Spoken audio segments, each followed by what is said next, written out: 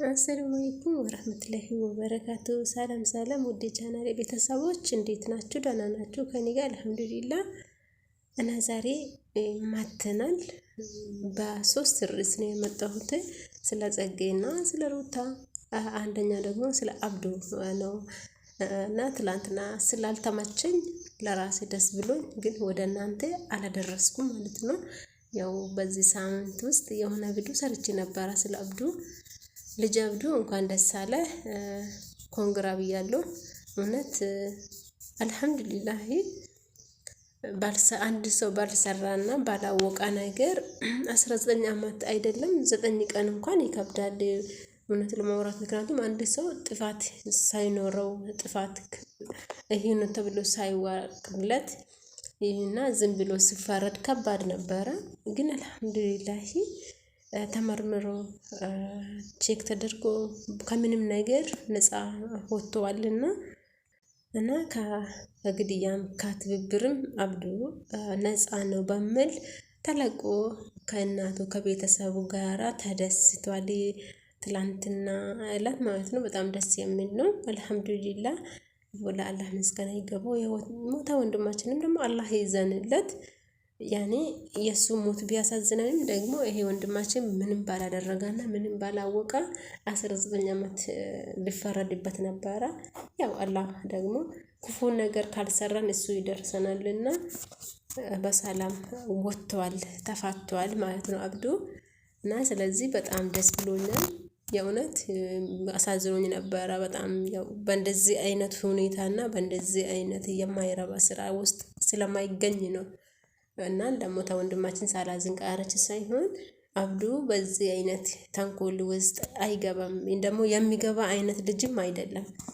ያ ነገሩ በጣም እንትን ስላለብኝ ነበረ። አልሐምዱሊላህ ያኔ አንድ ክፉ ነገር ካላደረገን ለተወሰነ ጊዜ አላህ ሰብር ምናክል ትዕግስት እንዳለን ሊያየን ይፈትነናል። ለምን ፈተንከኝ ሳይሆን ፈተናውን ችለን የምንወጣበት ባሪያ ያድርገን ነው የሚባለውና አልሐምዱሊላህ ስለተፋታ ደስ ብሎኛል። እና ያው ዛሬ ደስ ብለናል ስላለኝ ስላየው ለእናንተን ደግሞ ላዳርስ ብዬ ነው ስለ አብዱ ማለት ነው። እና ስለ ጽጌ ሲያወራ ደግሞ የሴት ምንድነው የሚባለው? የሴት እድሜ የሚጨርሰው ነገር ምንድነው የሚባለው? ብዙ ጊዜ አባባላለና ምንድነው እሱም አንዳንድ ጊዜ አስመሳይ ወንዶች፣ ሁለተኛ ደግሞ ስደት ነው ይባላል። እኛ ስደተኞችስ እሺ ይሁን ችግር የለም። እኛ ወደን ያው ፈቅደን የተቀመጥንበት ነው ስደት ችግር የለውም። ግን ማለት ነው ጽጌና ዳኒ የዛሬ አይደሉም እነሱ ጓደኛሞች ሆኖ ነው ያደጉትና እና ዳኒ በጣም አበዛ። የእውነት ዳኒ በጣም አብዝቷልና ምክንያቱም እሷ ሴት ልጅ ናት እና ወይም ደግሞ ሌላው ከሌላ እንደማትጣመር ገና ለገና አፈቀርኩ ብላ ይዛ ስትመጣ ወይ ሊአፍ በቃ ያዙኝ ልቀቁኝ ብሎ ያው ይረብሻል ማለት ነው። በዚህ አጋጣሚ ደግሞ ጽጌ ንቄ አንቺ በጣም ያው ሰንፈሻል። ምክንያቱም አኪድ ዳኒን ስለምትወድ ስለምታከብሩ ይሆናል እና አብሮ አዳጊም ስለሆናችሁ ነው። ያን ደግሞ ሁለታችሁም እየተዋደዳችሁ እየተፋቀራችሁ መለያት የለባችሁም፣ ተጣመሩ። ባይሆን ደግሞ ዳኒ ምንድነው እንደዚህ የሚያደርግ?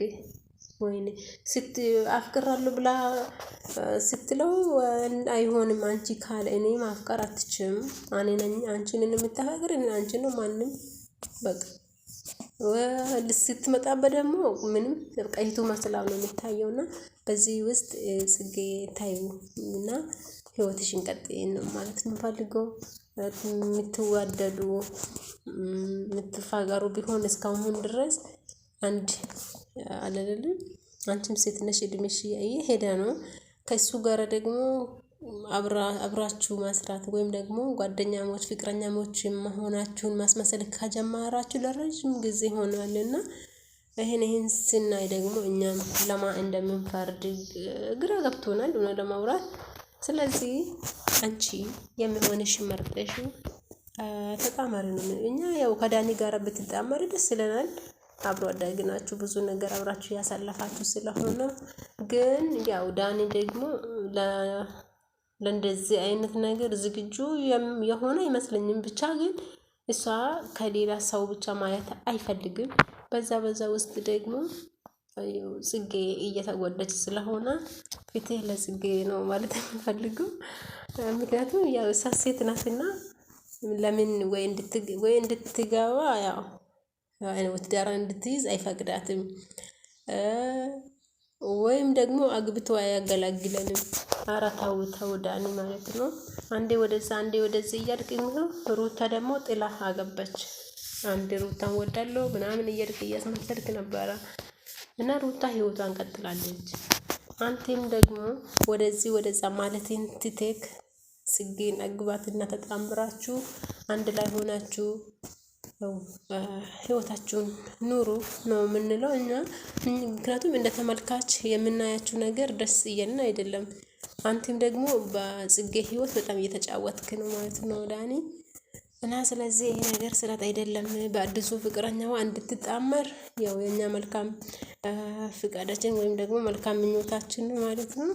እና ስለ ሩትሻና ስለ አብርሽ ሲመጣ ደግሞ አብርሽና ሩታ እንኳን ደስ አላችሁ። በመጀመሪያ እንኳን ደስ አላችሁ፣ እናትና አባት ልትሆኑ ነው። መጀመሪያ እንኳን ደስ አላችሁ ብያችሁ ነበር። ያው ደገምኩላችሁ። እናም የደገመን እንሄዳለን ማለት ነው። በሰላም ወልዳችሁ ለመሳም ያብቃችሁ ነው የሚባለው። እና በዚህ አጋጣሚ ደስታችን ገና ሳንጣጣም ሳንጨርስ መጨቃጨቁ ለምን አስፈላጋ ነው? ለምን አስፈላጋ? ለምን ትጨቃጨቃላችሁ እንዴ? ልጃችሁ ገና ለገና እየመጣ የስንት ወር ነው? የሁለት ወር ነው? የአንድ ወር ነው? እኔ ያላወቅኩም እንዴት ምናምን እያላችሁ አብርሽ በእንደዚህ አይነት ሁኔታ ላይ ፕራንክም ይሁን ቀልድ ምናምን ነገር የእውነት ያው አስፈላጊ ነው ብዬ አላስብም። ማለቴ አስፈላጊ አይደለም።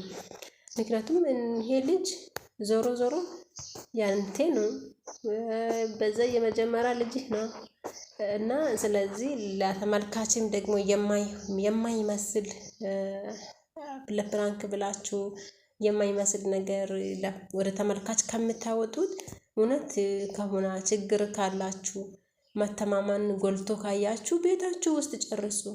ያኔ እንደማንኛውም ባለትዳር ማለት ነው እንጂ ወደ ሚዲያ አምጥታችሁ እኔ አላወቅኩም የስንት ወር እርግዝና ነው እንዴት እኔ ሳላወቅ ደብቀሽኛል ምናምን ይሄ አይሰራም ሚዲያ ላይ ማለት ነው። አሁን ብዙዎቹ የሚሰጡት አስተያየት ምንድነው? እሺ አሁን ደስ ይላችኋል? ከአባት ያለው ልጅ የእንትና ልጅ ነው ወይ የማ ልጅ ነው አባቱ ማን ነው ምናምን እና እንደዚህ አይነት ወሬ ማስመት አይኖ እናንተ የሰው ወሬ፣ የሰው ስድብ፣ የሰው መጥፎ አስተያየት ችላ ብላችሁ የምታሳልፉ አይነት ሰው ስለሆናችሁ ሊሆን ይችላል። ግን እናንተን የሚያደንቅ ደግሞ የእናንተ ተመልካች የሆነ እናንተን የሚከታተሉ ለኛ ደግሞ እንደዚህ መጥፎ አስተያየት የሚሰጡ ሰዎቹ ስናይ ደስ አይለንም።